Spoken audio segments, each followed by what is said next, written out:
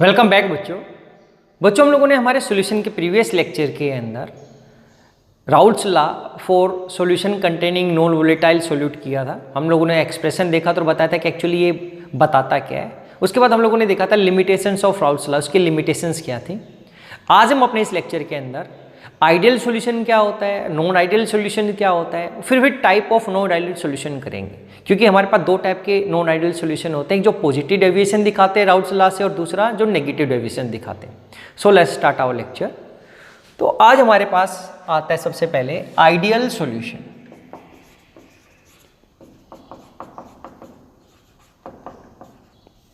तो हम ideal solution क्या बोलते हैं कि ये ऐसे सॉल्यूशंस होते हैं कि विच ओबे दीज आर द सॉल्यूशन। अगर हम दो में डिवाइड कर लें एक बार इसको, these are the solutions, these are the solutions which obey Raoult's law, Raoult's law at all concentration and temperature। कह रहे कि सभी कंसंट्रेशन और टेम्परेचर्स के ऊपर ये राउल्ट्स लॉ को फॉलो करते हैं। अब राउल्ट्स लॉ बोलता है क्या था, देखो हमने जो बताया था, राउल्ट्स लॉ ने क्या बोला था कि पी ए किसी भी कंपोनेंट का x A into P naught ए के ऊपर डिपेंड करेगा। ये हम डिस्कस कर चुके हैं। तो इसकी डेफिनेशन लिख दी दोबारा से, तो क्या बोलते हैं, according to Raoult's law, according to Raoult's law क्या, vapour pressure of any component in solution is equals to the product of, is equals to product of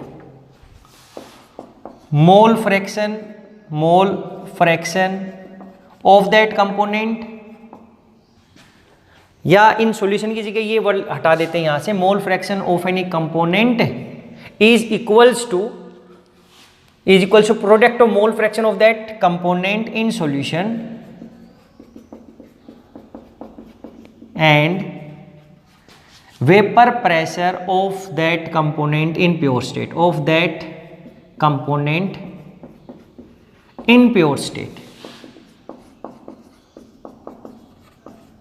तो इसको वीपी मत लिखना, आप लोगों ने वेपर प्रेशर पूरा लिखना है यहां पर, या ये सॉल्यूशन भी लिखोगे तो ठीक रहेगा, कोई दिक्कत नहीं रहेगी हमारे पास। जब vapour pressure of any component यहां पे लिखो तो लिखो, नहीं तो इसको अवॉइड कर सकते हो, इज इक्वल्स टू, या जो वेपर प्रेशर की बात की कंपोनेंट का, हम सॉल्यूशंस के लिए ही तो बात कर रहे हैं, क्योंकि हम लोगों ने सॉल्यूशन बना दिया, अब उस सॉल्यूशन के बाद ही कर रहे हैं, तो यहां पे इसको लिखे रहने सकते हो, इन सॉल्यूशंस इज इक्वल्स टू, ये ठीक रहेगा, इसको बेसिक से रब करने की जरूरत नहीं।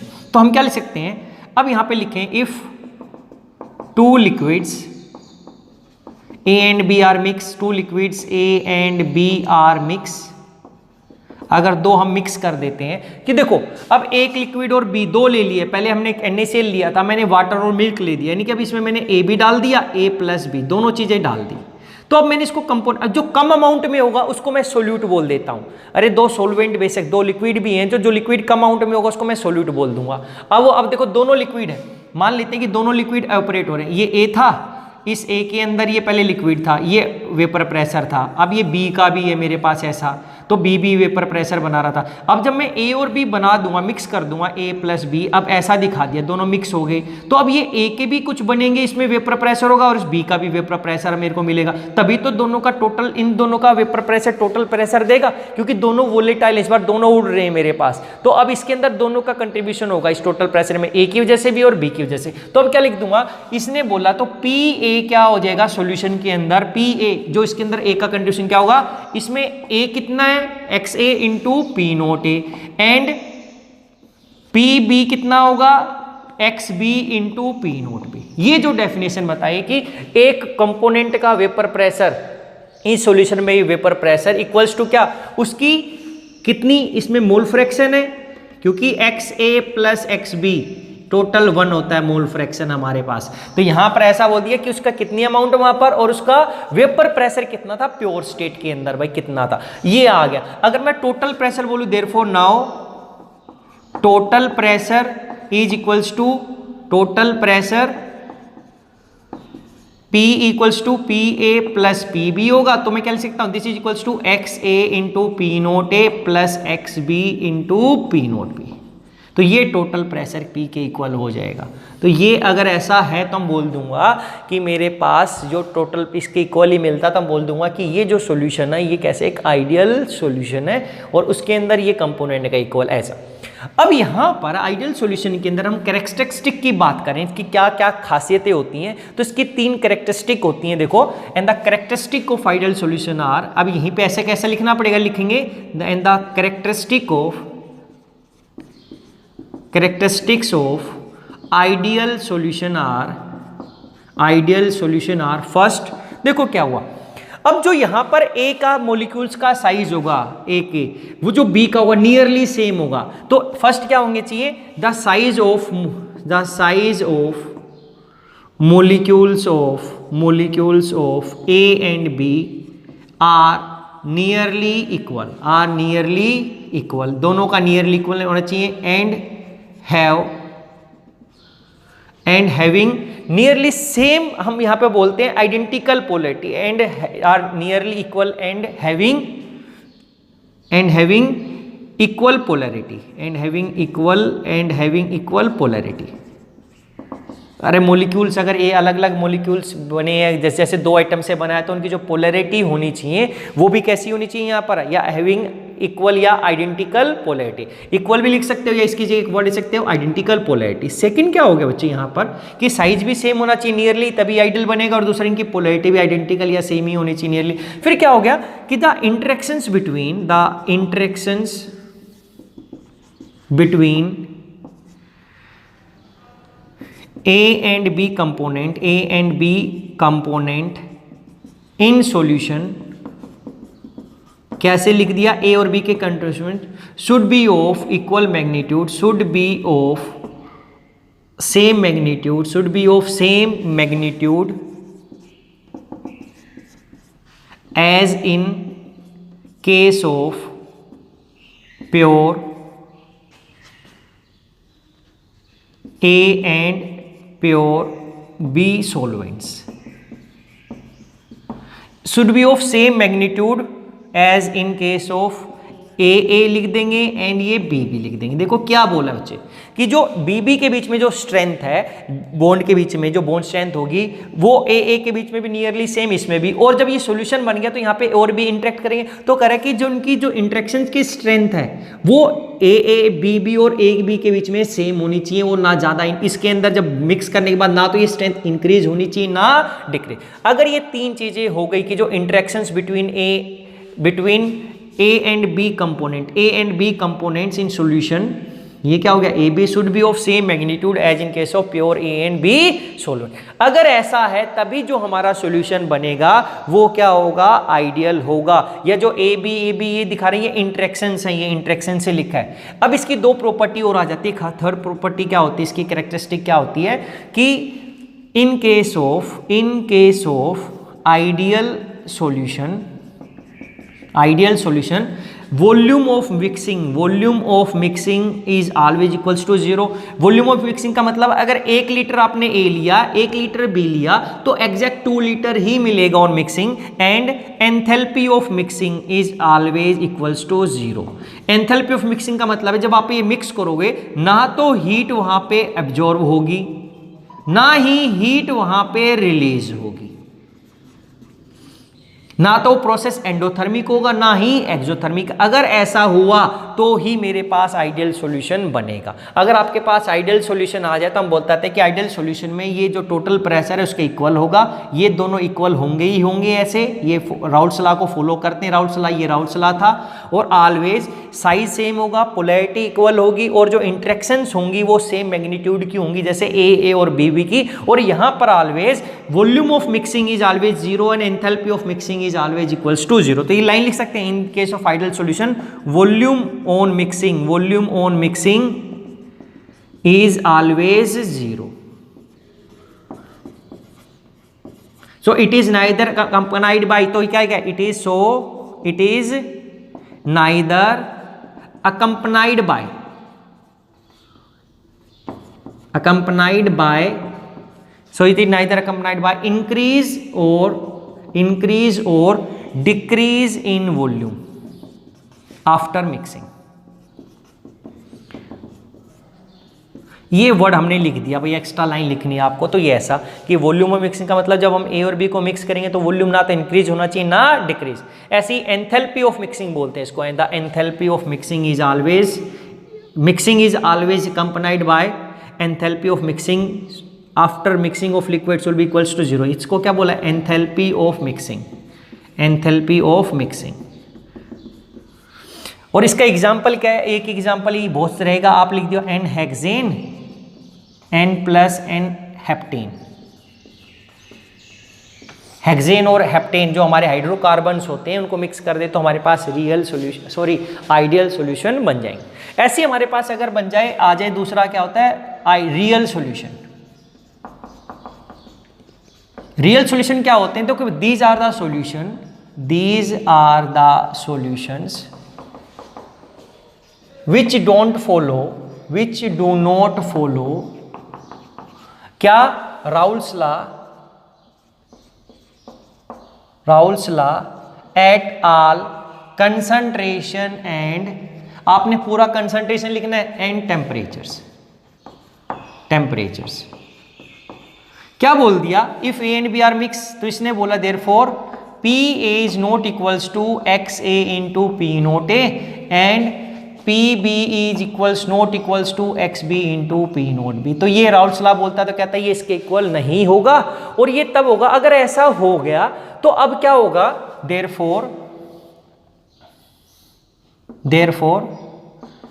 द वेपर प्रेशर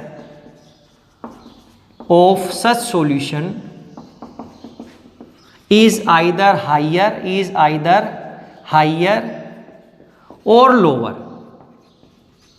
than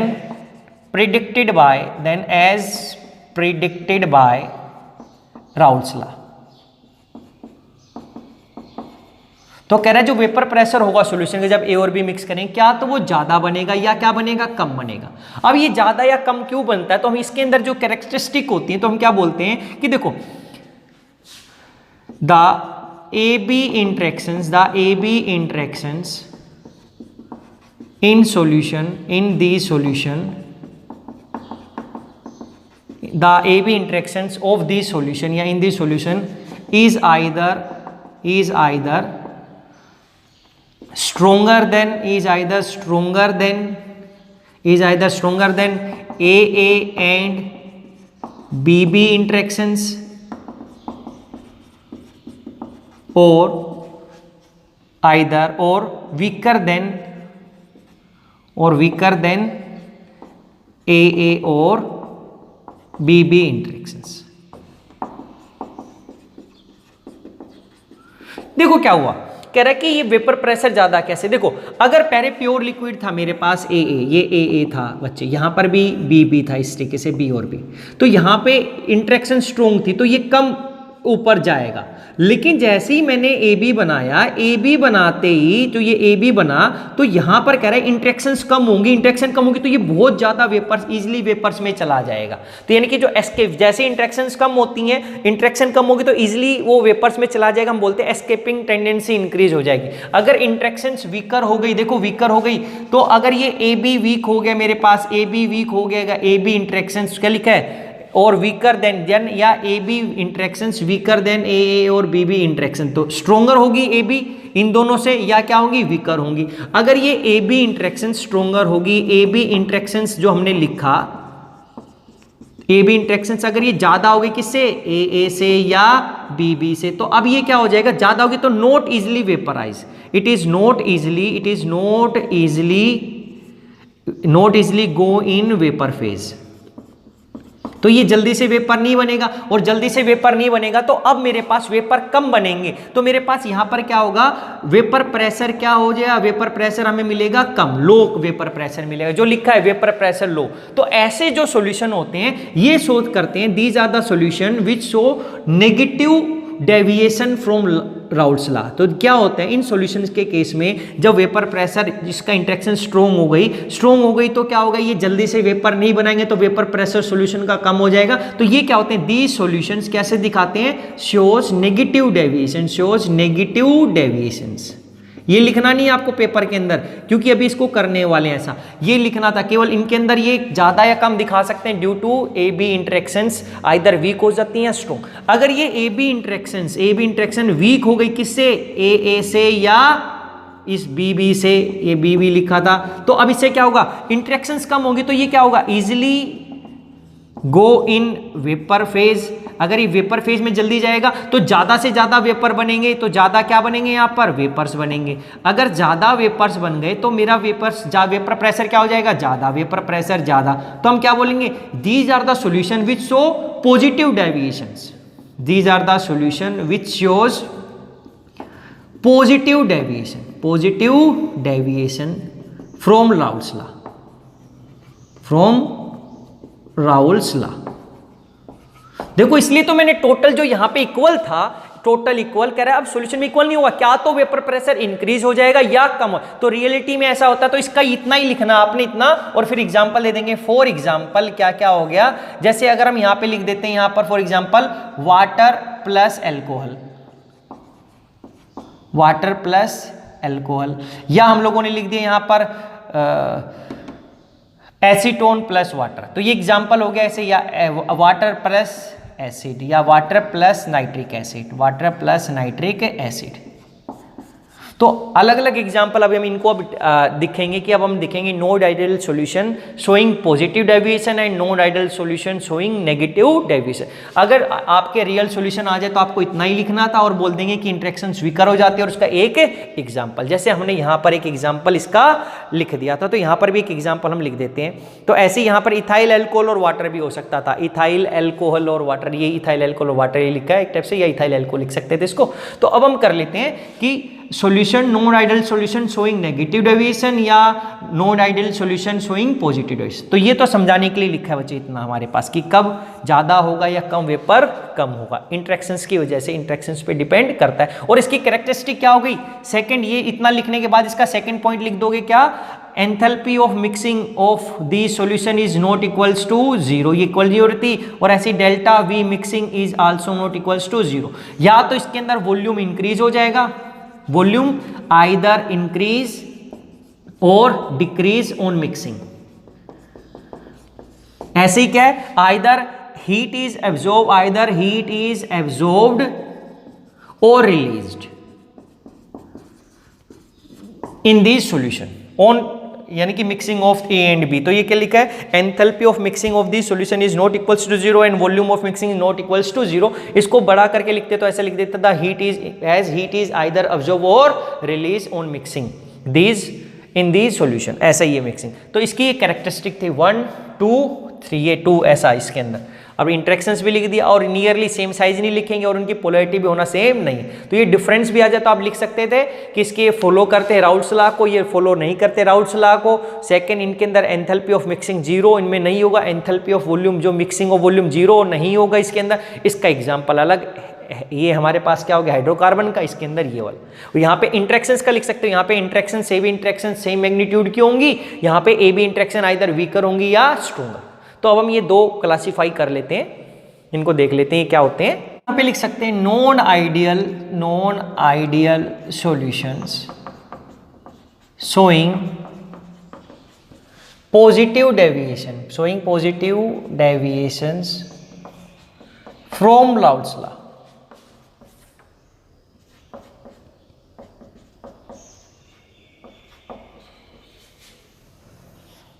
कह रहे कि ये एक ऐसे सॉल्यूशन है जो कि राउल्स लॉ से कैसे शो करेंगे, हमारे पास पॉजिटिव डेविएशन शो करेंगे। और इस साइड हम लिख सकते हैं like non ideal solution showing negative deviation from Raoult's law.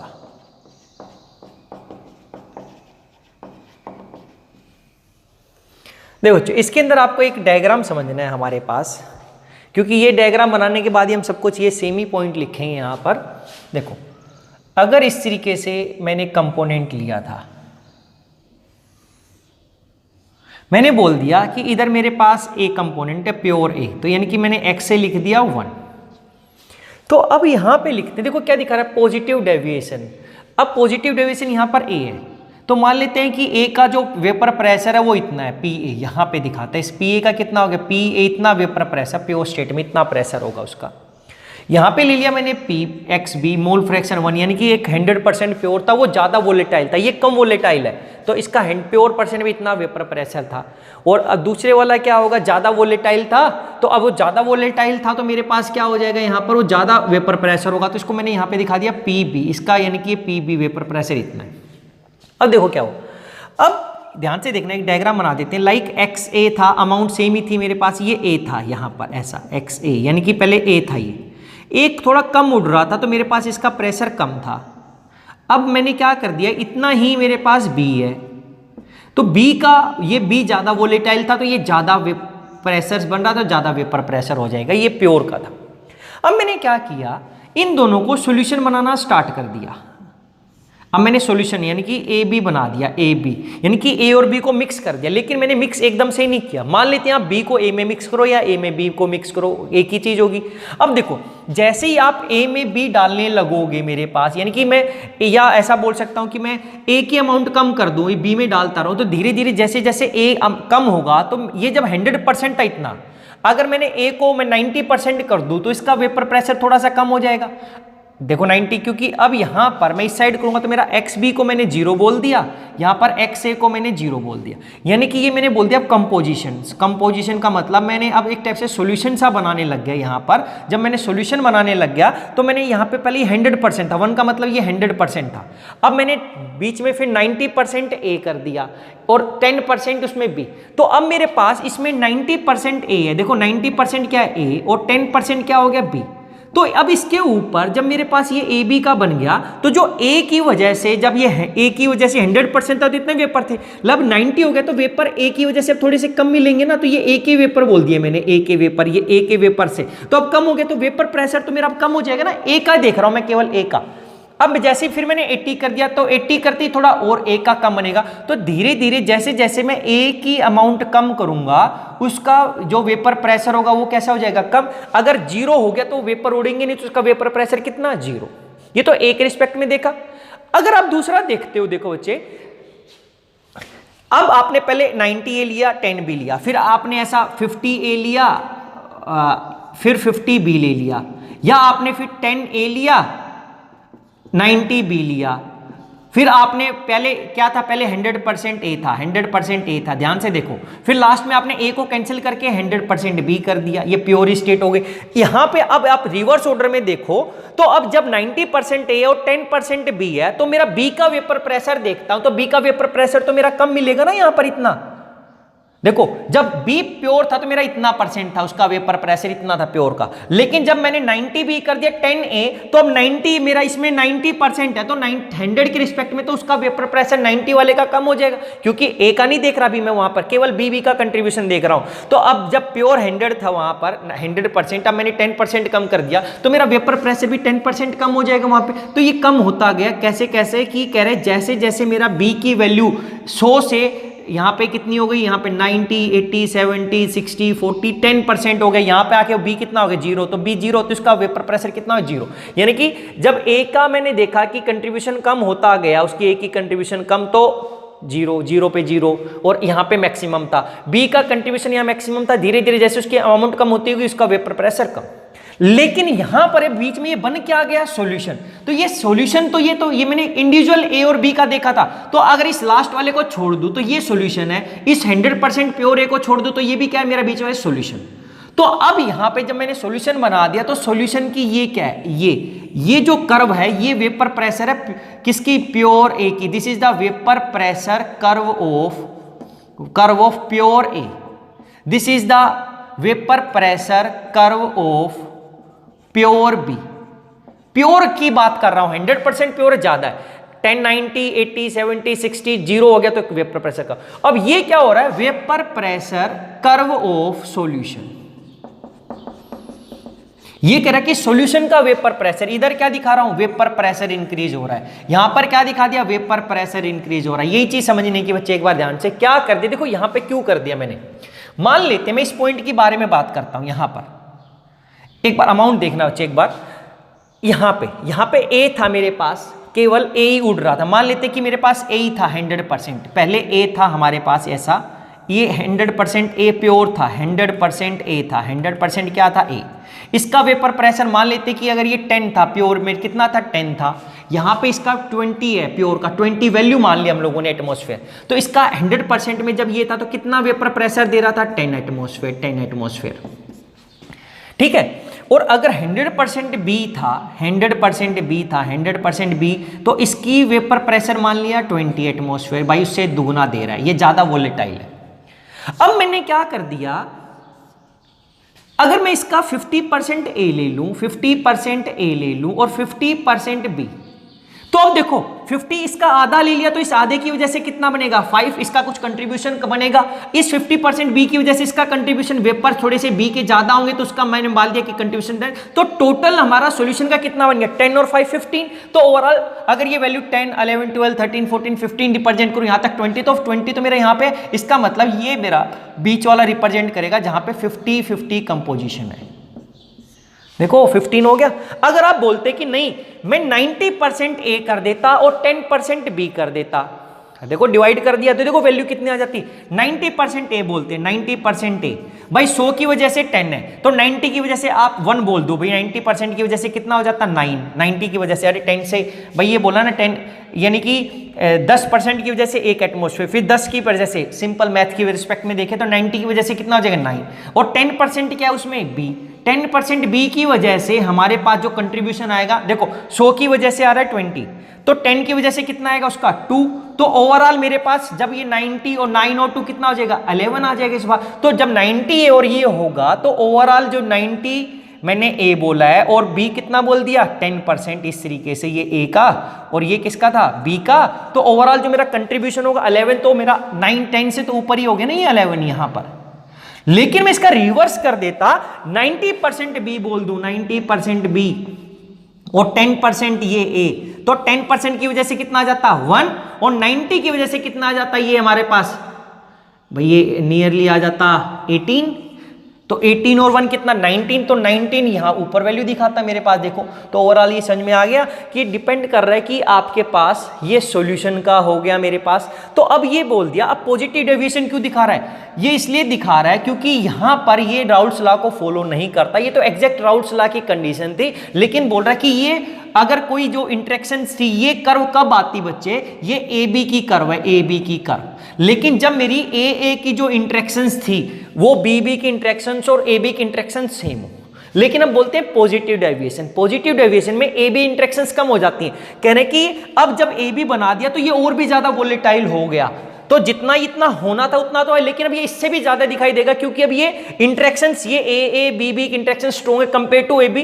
तो अब ये जितना 5 और 10 था, ये 5 से ज्यादा कंट्रीब्यूशन, ये 10 से ज्यादा, ये ऐसे 9 से ज्यादा, ये 18 से ज्यादा, तो ओवरऑल हम दिखाते हैं ऐसे सॉल्यूशन जिसमें पॉजिटिव डेविएशन है, तो एग्जैक्ट में ये वेपर प्रेशर कर्व किसकी मिलेगी, सॉल्यूशन की, ये कर्व मिलती है हमें वेपर प्रेशर ऑफ सॉल्यूशन, ये अकॉर्डिंग टू राउल्ट्स लॉ था। तो एक्जैक्ट में इनमें जो पॉजिटिव डेविएशन दिखाते हैं, this is the vapour pressure of solution, कौन सी, actual vapour pressure curve of solution, ये एक्चुअल कर्व मिलेगी हमें, एक्चुअल वेपर प्रेशर कर्व। तो ये क्या थी, ये प्योर ए की ऐसी होनी चाहिए थी, प्योर बी की, लेकिन नहीं, इन सॉल्यूशन में जिसमें हमारे पास पॉजिटिव डेविएशन आएगा, ये अपवार्ड कर्व दिखाएंगे कि इनका वेपर प्रेशर जनरली थोड़ा सा ज्यादा, ऐसा हम दिखाते हैं बच्चे, इसको आप ऐसा करके दिखाओगे ये इस तरीके से, तो ये वेपर प्रेशर अब हो जाएगी ए की, ये वेपर प्रेशर बी की और ये सॉल्यूशन की, तो इस तरीके से ये होता है पॉजिटिव डेविएशन। अगर हम नेगेटिव, ये हम समझाने के लिए लिखा था, इस केस में हम जब एक्स ए और एक्स बी को करेंगे बच्चे, तो ये पी बी था, ये क्या था पी ए कर्व, तो ये पी ए 0 हो जाएगा, यहां पर x B equals to 1, x A equals to 0, x A equals to 1, x B equals to 0, और ये इस टाइप की कर्व है। तो मेरे पास नॉर्मल अगर आइडियल होता तो ऐसा होता, ये आइडियल के लिए था, आइडियल की कर्व ही, लेकिन अब नॉन आइडियल और नेगेटिव डेविएशन का मतलब अब ये एक्चुअल कर्व ये मेरे पास हो जाएगी ए के लिए, ये बी के लिए और ये हो जाएगी मेरी सॉल्यूशन के लिए। आप बोलोगे vapour pressure curve of A, vapour pressure curve of A, vapour pressure curve of solution, vapour pressure curve of solution, क्या ए बी की इंटरेक्शंस के लिए, ये क्या है बी के लिए लिखना पड़ेगा। और यहां पे क्या लिखोगे कंपोजिशन, ये वेपर प्रेशर इंक्रीज, यहां पर वेपर प्रेशर इंक्रीज। क्यों हो गया? क्योंकि जब सॉल्यूशन बना तो ए बी इंटरेक्शन स्ट्रोंगर हो जाएंगे, तो अब ये और ज्यादा वेपर्स में नहीं जाएंगे और भी कम वेपर्स बनाएंगे। तो ये था हमारे पास। अब ये डायग्राम अगर आप बना दोगे, उसके बाद इस डायग्राम को ही हम लिखने वाले बचे, उस डायग्राम को ही हम लिखने वाले। अगर हम इनके एग्जाम्पल्स की बात करें तो एक एग्जाम्पल लिख देते हैं ऐसे यहां पे, एल्कोहल प्लस साइक्लोहेक्सेन, या एल्कोहल कोई भी हो सकता था। यहां पर इसका एग्जाम्पल लिखे हम लोग, तो हम लिख सकते हैं एसीटोन प्लस क्लोरोफॉर्म। और भी हम लिख सकते हैं लाइक यहां पर हम लिखते हैं HCl प्लस वाटर। तो अलग अलग हम एग्जाम्पल लिख सकते हैं। तो एक एक एग्जाम्पल हम लोगों ने लिखे। अब देखो इसका एक्सप्लेन करते हैं तो क्या हुआ। तो non ideal solution showing positive deviation में क्या लिखेंगे कि the vapour crash, the first point लिख सकते हैं the vapour pressure curve of component in the solution show a positive deviation, shows a positive deviation, क्योंकि पॉजिटिव डेविएशन दिखा रहे हैं हमारे पास, as shows a positive deviation from Raoult's law. They show an upward curve, they shows an upward curve।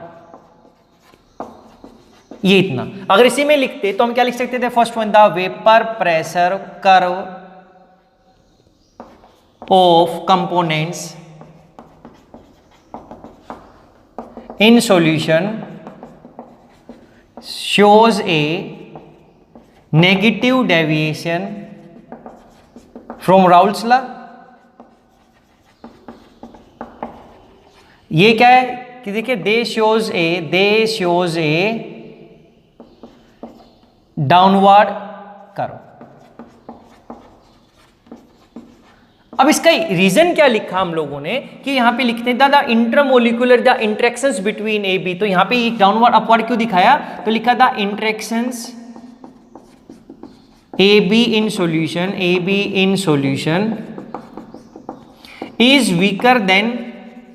is weaker than AA and BB interactions in pure A and pure B। तो क्या बोला? जो interactions थी A B वो weaker हो गई किससे? ए और बी बी से। तो as a result escaping tendency of components increases in solution compared to pure solvents। तो कह रहा है प्योर सोलेंट के कंपेयर में इनकी एस्केपिंग टेंडेंसी बढ़ेगी तो वेपर ज्यादा बनाएंगे। तो लेकिन इसी का अपोजिट यहां पे क्या होगा? द इंटरेक्शंस कौन सी? A B interactions in solution is stronger than AA and BB interactions। as a result escaping tendency of components in solution decreases। क्या हो गया बच्चे?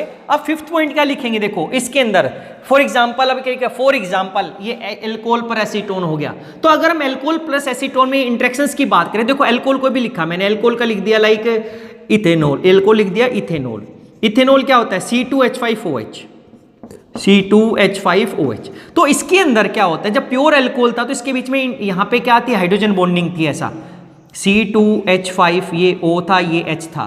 इस H के साथ दूसरे O के साथ इंटरेक्शंस होगी हमारे H के साथ, इस दूसरी यहाँ पर इस C2H5 के लिए अगर मैं लिखूँ यहाँ पर ऐसा दिखा सकता हूँ, ये O ये H ये C2H5, फिर इस O के साथ इंटरेक्शन ये H ये ऊपर वाला C2H5।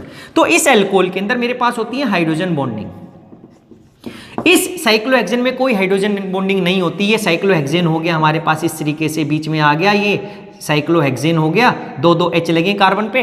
तो लेकिन जब ये दोनों मिक्स करूंगा तो इन दोनों के बीच में मेरे पास जब ये मिक्स कर देंगे तो ये हाइड्रोजन बॉन्डिंग ब्रेक हो जाएगी, क्योंकि यहां पर मेरे पास एक साइक्लोहेक्सेन का मॉलिक्यूल आ जाएगा, यहां पर भी एक साइक्लोहेक्सेन का मॉलिक्यूल। तो अब देखो, पहले जो ये प्योर अगर A था, एल्कोहल था, तो पहले ये जल्दी से ऊपर नहीं जा रहा था, क्योंकि हमें वेपर में बनाने के लिए पहले इस हाइड्रोजन बॉन्डिंग को तोड़ना पड़ता, फिर इस सारे बॉन्ड को तोड़ना पड़ता, हमें एनर्जी ज्यादा देने की जरूरत थी। लेकिन जब मैंने सोल्यूशन बना दिया तो इन हाइड्रोजन बॉन्डिंग एक इन ये जो इथेनॉल मॉलिक्यूल इनके बीच में साइक्लोहेक्सेन आ गया, तो हाइड्रोजन बॉन्डिंग तो रही नहीं रही, तो अब ये फोर्स ऑफ अट्रैक्शन कम हो गया, तो ये इजीली क्या जा सकते हैं वेपर्स में। तो ये रीजन है, क्योंकि यहां पर जब सॉल्यूशन बना तो जो पहले हाइड्रोजन बॉन्डिंग थी वो ब्रेक हो जाएगी, पहले ब्रेक होगी तो इजीली किस में चले जाएंगे, वेपर में, यानी कि एस्केपिंग टेंडेंसी इंक्रीज हो जाएगी। तो यहां पर अब नेक्स्ट पॉइंट क्या लिखेंगे, the volume of mixing, the volume of mixing, the volume of mixing of these solution is positive.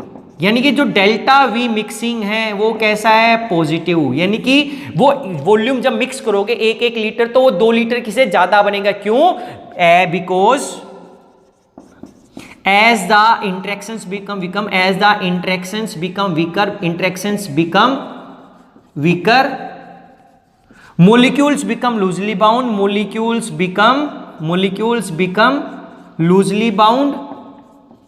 and they occupy more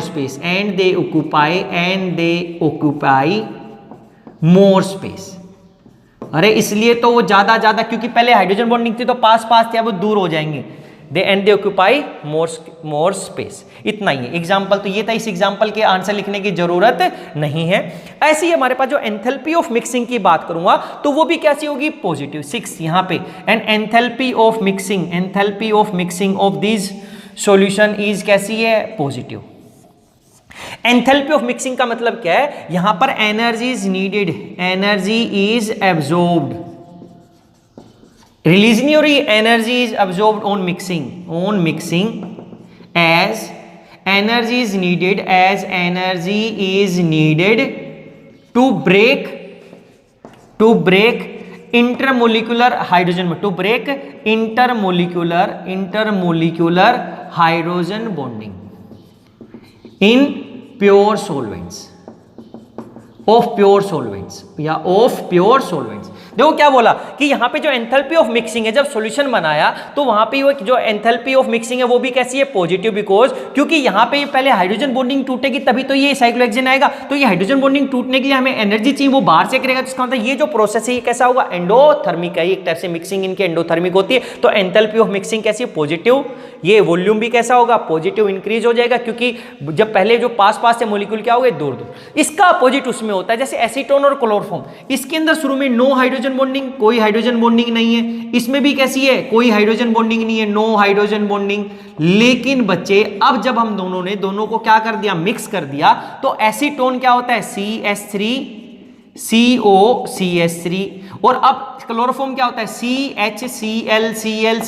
अब इन दोनों के बीच में क्या हो जाएगी, हाइड्रोजन बॉन्डिंग, किसके अंदर, हमारे पास सॉल्यूशन के अंदर। तो देखो क्या था, पहले हाइड्रोजन बॉन्डिंग नहीं थी, अब हाइड्रोजन बॉन्डिंग आ गई, तो अब ये जो इतनी एस्केप हो रही थी इजीली वेपर्स में, अब ये जल्दी से वेपर में नहीं जाएगा, क्योंकि पहले हमें इस हाइड्रोजन बॉन्डिंग को ब्रेक करना पड़ेगा। तो इसका अपोजिट हो गया, अब मॉलिक्यूल्स पास में आ गए, मॉलिक्यूल्स पास में तो वॉल्यूम भी कम हो जाएगा, और यहां पे हाइड्रोजन बॉन्डिंग बन रही है, वहां पे तोड़ने के लिए हमें एनर्जी चाहिए थी, लेकिन जब बॉन्ड बनता है तो एनर्जी रिलीज होती है हमारे पास, जब हाइड्रोजन बॉन्ड बनेगा तो एनर्जी निकलेगी। इसका मतलब यहां पर हमारे पास जो एंथैल्पी ऑफ मिक्सिंग है वो कैसे हो जाएगी, नेगेटिव। ये एक एग्जांपल से समझ में आ गया। तो इसका फिफ्थ पॉइंट क्या लिखोगे, सेम इसका अपोजिट लिखेंगे। एज ए रिजल्ट फिफ्थ क्या था, एंथैल्पी या volume of mixing,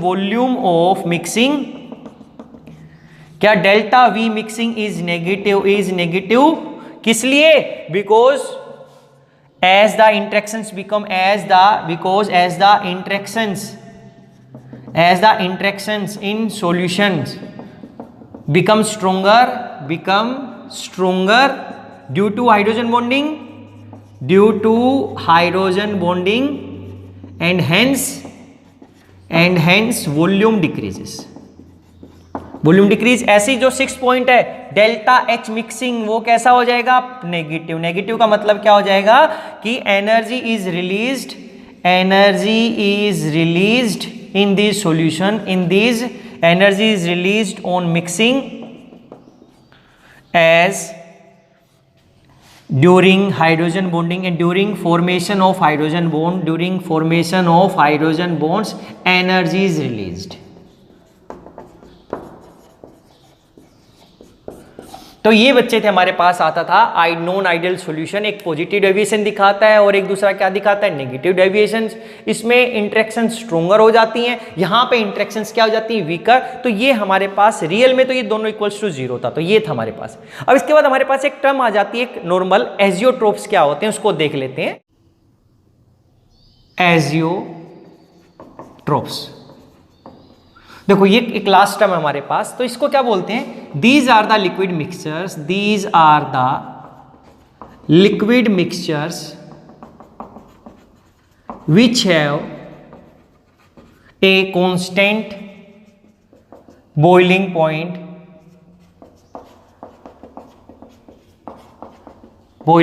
like pure liquids, and these possess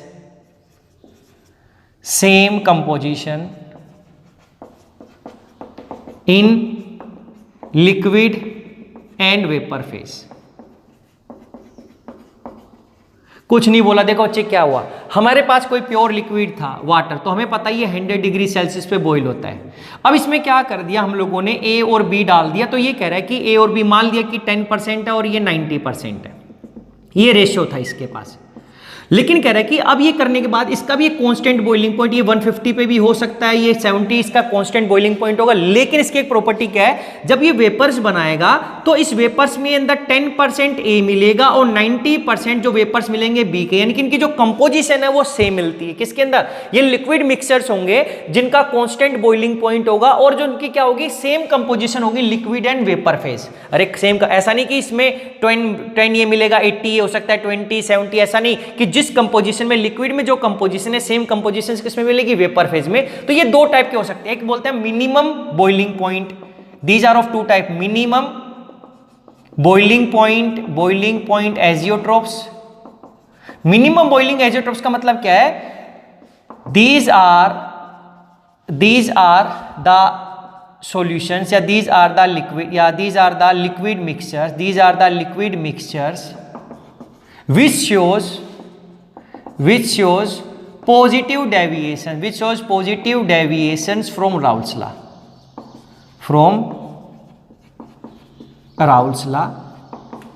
देखो क्या बोल दिया, मिनिमम बॉइलिंग पॉइंट, यानी कि इनका बॉइलिंग पॉइंट मिनिमम है। तो ऐसे वाले कब होंगे? ऐसे लिक्विड मिक्सर है जो क्या दिखाते हैं? पॉजिटिव डेविएशन दिखाते हैं। किससे? राउल्ट्स लॉ से। अब क्या होगा इन लिक्विड मिक्सर्स का? These liquid mixers have maximum vapor pressure, have maximum